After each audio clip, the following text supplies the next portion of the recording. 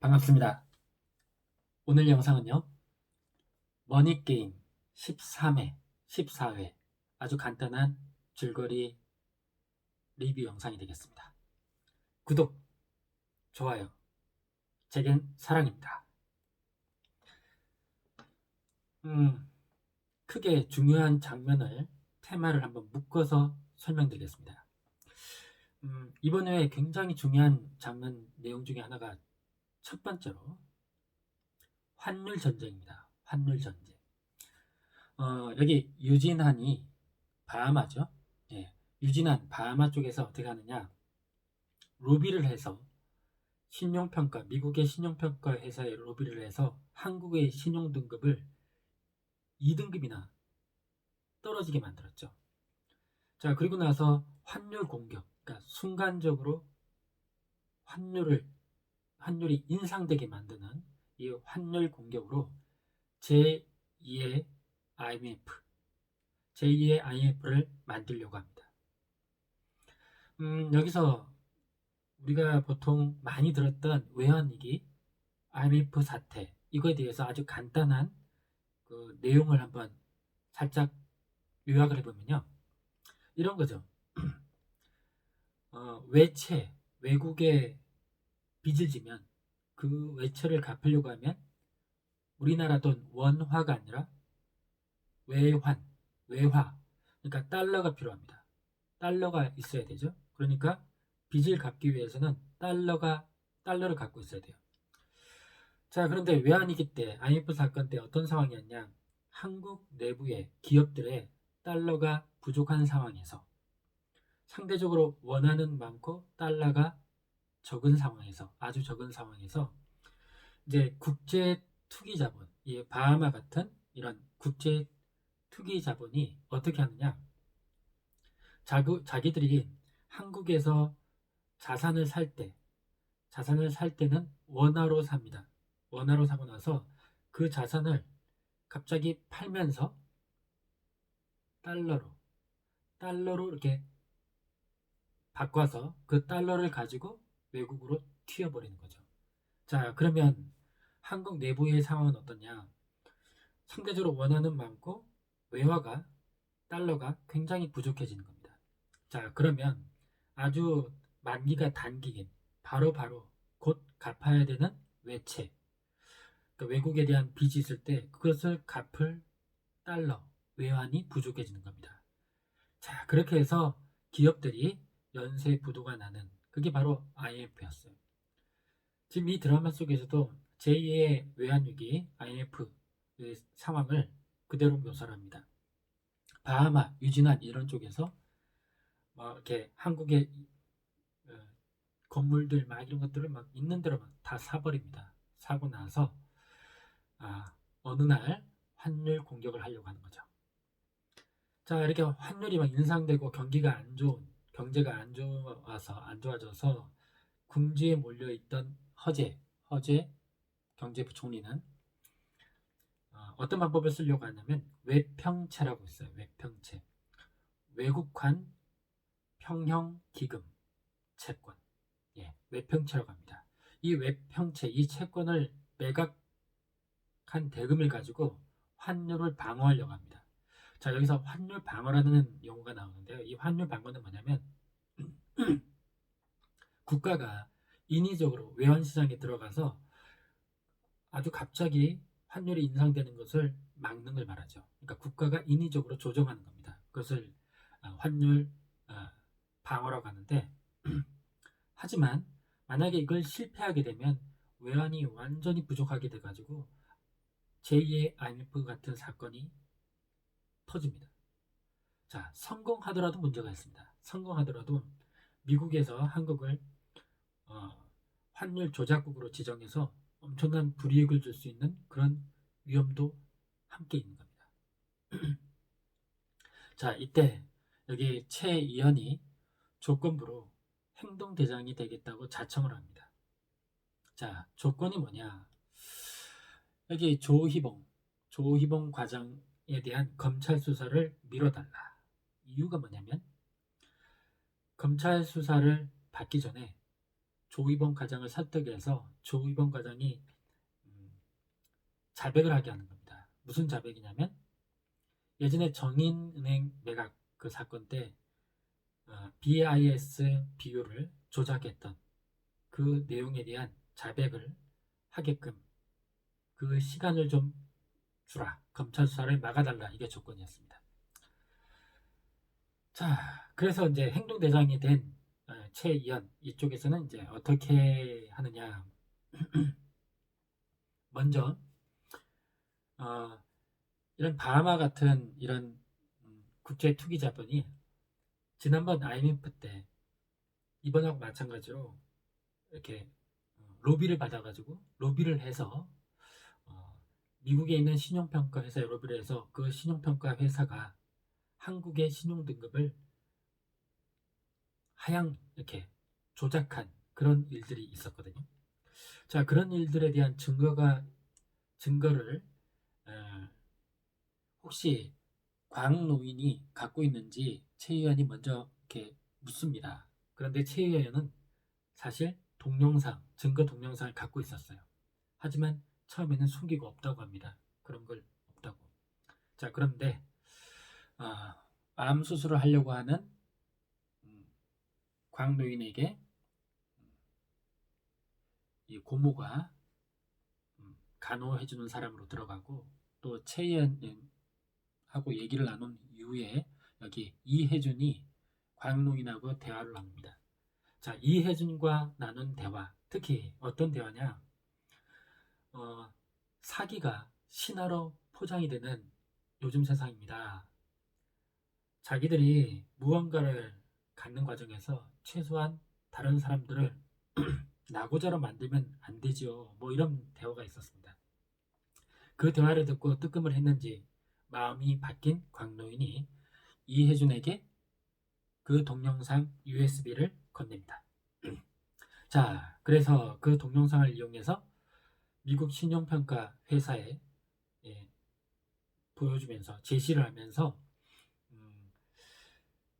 나중에 환율 조작국으로 한국을 지정하지 못하게끔 미리 손을 써놓습니다.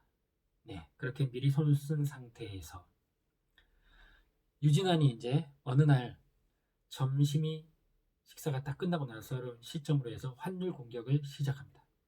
자, 그런데 환율 방어에 대해서 대통령의 제가가 안 떨어지는 거예요. 허재가 아주 아슬아슬하게 대통령의 제가를 받아가지고 그때부터 환율 방어를 시작합니다. 결국 결과는 어떻게 됐냐?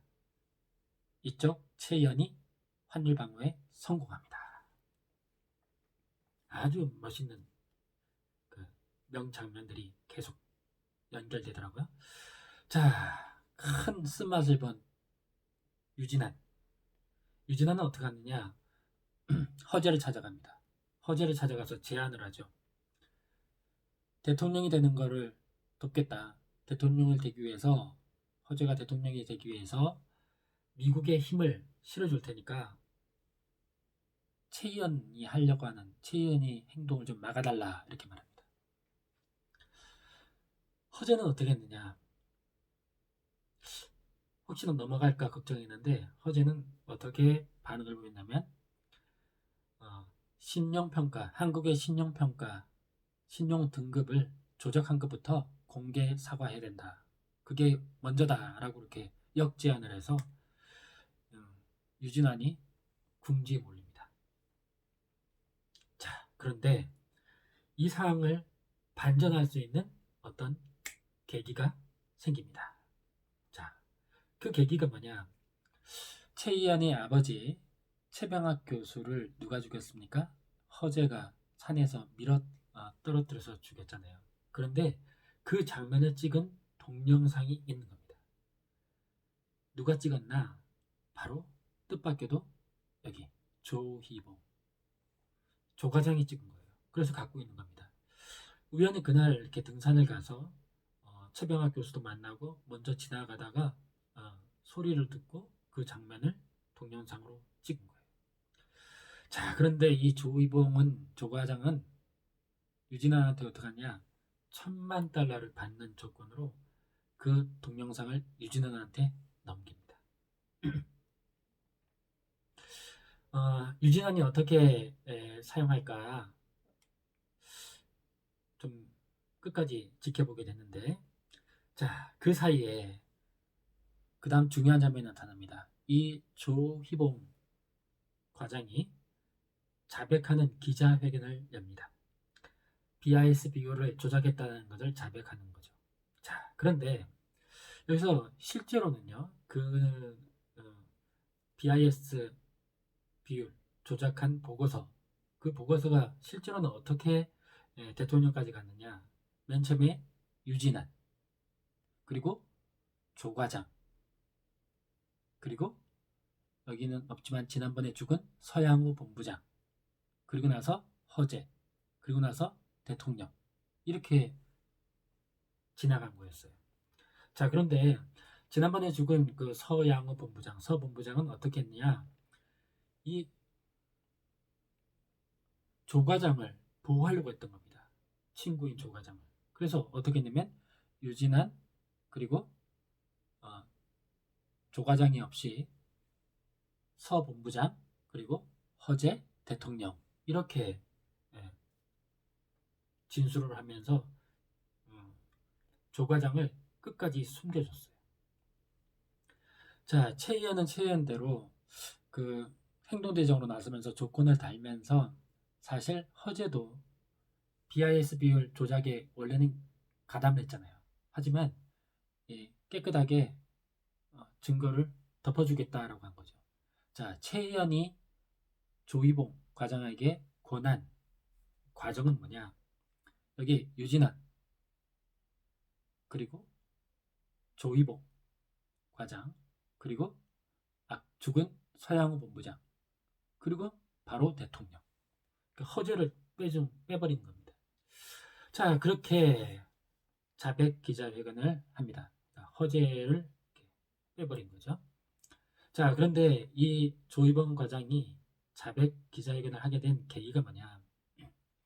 죽은 서양호 본부장의 부인으로부터 그 순간, 그 절박한 순간에도 그 서양호 본부장이 친구인 조희봉을 보호하기 위해서 끝까지 노력했다라는 것을 그제서야 전해 듣게 됩니다.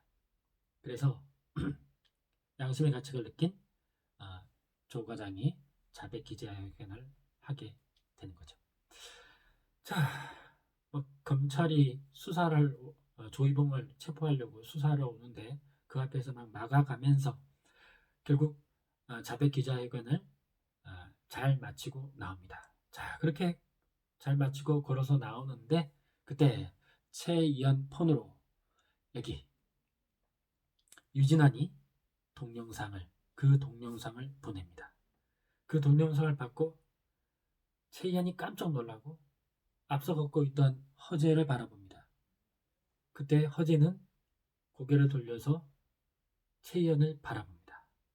네, 그러면서 엔딩이 됩니다. 다음에가 상당히 궁금해집니다. 드라마가 상당히 명드라마인 것 같아요.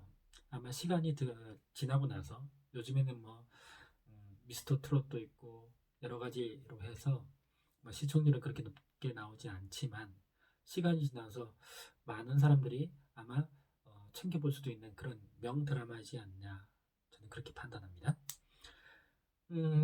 여기서 짜투리로 몇 가지 기억할 만한 장면 두어 개 정도 떠올려 볼게요. 허재도 그렇고요, 또 최희연도 그렇고 저희 광노인을 찾아갑니다. 자, 그런데 그 둘에 대해서 광노인이 뭐라고 말하냐? 열정의 노예다. 둘 다 열정의 노예다. 그 열정을 버려야 된다. 이런 조언을 하고요. 특히 최이연에게는 네가 하는 모든 일들이 허재를 정상으로 끌어올리는 그런 일이 될 거다라고 하면서 주의를 줍니다. 그런 장면이 있었습니다. 자, 그리고 또 하나 장면이 여기 이혜준이 소주팩을 빨대로 이렇게 마시면서 벤치에 앉아 있을 때 유진환이 찾아오죠. 그럴 때 이혜준이 유진원한테 한 말이 뭐라고 하느냐, 계속 예전에 참 가난했고 지금은 치매에 걸린 자기 엄마를 위해서 돈을 많이 벌어야 된다고 자꾸 말을 하지만 사실은 유진한 당신 자신을 위한 돈 욕심 때문이다 라고 그 상황을 그냥 일갈하는 그런 이해준의 모습이 있었습니다. 상당히 인상적인 장면으로 기억되네요. 자, 여기까지가 머니게임 13, 14회 아주 간단한 줄거리 리뷰가 되었습니다. 구독, 좋아요 제게 큰 힘이 됩니다. 감사합니다.